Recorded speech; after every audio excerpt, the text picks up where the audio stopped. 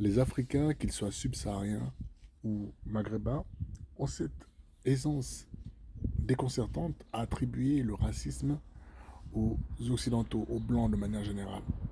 Mais si l'on considère ce qui s'est passé lors de la finale de la CAN entre le Sénégal et le Maroc, on se rend compte que tout cet édifice qui a été bâti autour du fardeau de l'homme blanc, de la culpabilisation de celui-ci, tombe en éclats et s'effondre de lui-même sous le poids de sa contradiction. Parce que cette finale de la CAN a été tout du moins l'occasion d'un prétexte pour déclencher et déployer toute la haine viscérale qu'il y a de part et d'autre, quelque part, parfois, mais surtout quand même une haine des Maghrébins à l'endroit des Subsahariens.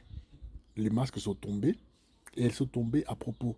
Pendant de nombreuses années, on nous explique, on nous parle d'un monde apaisé, d'une coexistence qui serait heureuse, d'une grande fraternité entre les Maghrébins et les Subsahariens, des différentes diasporas qui se croisent, notamment sous les latitudes occidentales, et de, de la béatitude qu'il y aurait entre ces diasporas.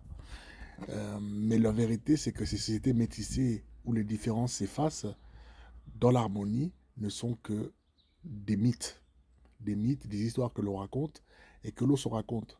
On nous vend donc cette image de cohabitation bienheureuse comme une évidence alors qu'il n'en est rien du tout.